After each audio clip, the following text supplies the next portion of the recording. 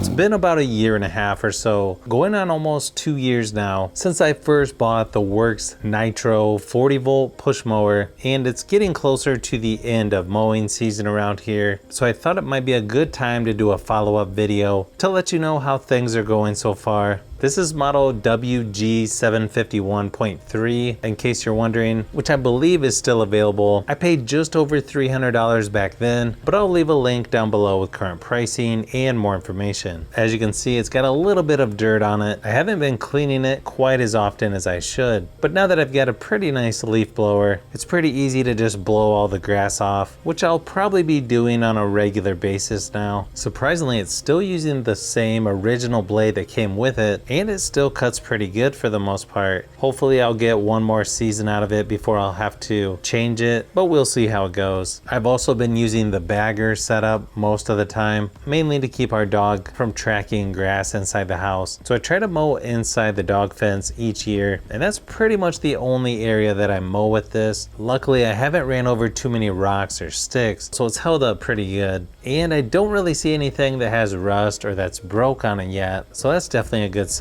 Well, wait a minute, there are two spots on the handlebar area there on the sides that I had to tape up where the foam cushion was tearing apart. Sort of my fault though. When I'm mowing too close to the fence, it rubs up against it right there. So that one's sort of my fault versus the mowers. I feel like the cable that goes up to the starter is a little bit too long and just gets in the way sometimes, especially when using the bagger. But I just sort of slide it up and twist it around a little bit to get it out of the way. I know one question a lot of people probably have is how the batteries are holding up, and surprisingly better than I thought, probably because they're 4 amp hours each. I know there was one time my wife tried to mow with this and it only mowed about half of what I normally do, but there's a couple reasons for that. One, she's shorter than me and takes smaller steps. I know when I mow, I try to mow at a fairly quick pace, or at least as quick as the mower will let me without bogging down, and I usually get about 75% of this area mowed before the battery dies. But later in the season, like right now, I can almost mow everything on one charge because the grass is really dry and shorter than normal. And then I'm still using our other 20-volt batteries from another WORX tool that we have, and those are 2 amp hours each, so they don't last as long as the bigger ones that came with the mower, but still it's nice to be able to use those, considering the batteries for this can be a little pricey in my opinion. But yes, the batteries do feel like, to me, they don't last quite as long as they did when they were new, but just by a little bit. Sometimes it's kind of hard to even notice. So overall, I'm pretty satisfied with their performance. Also, another thing to keep in mind is if you're just doing the side discharge instead of using the bagger like I do, then you'll definitely get better battery life.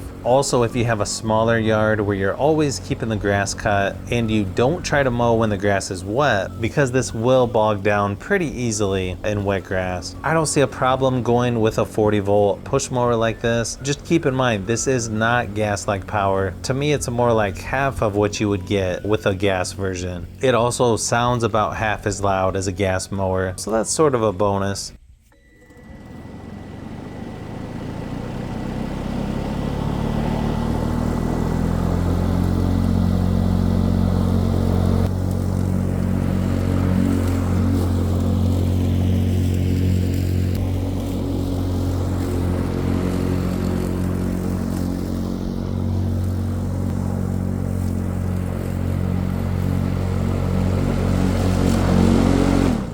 But it's fairly easy to fold up, and then you could stand it up in a corner of your garage or a shed, so you shouldn't have to worry about storing this outdoors. I'm mowing a fairly small area, and I definitely feel like I've got my money's worth on this, but would I buy this exact mower again? Well, maybe. It depends if I could find a higher voltage similar to this one, but maybe a 60-volt version at a similar price or for not much more, then I would probably go with that, because there are some times where I feel like it just needs a little more power. I know there's a 56-volt Ego and Echo mower. There's also a Lawn Master 60-volt that's actually cheaper than this one. I don't know much about that brand, but there's several others to consider. But who knows, maybe by the time I upgrade from this one, there may be an 80-volt version for not much more. But for now, this one seems to be getting the job done so far after almost 2 years.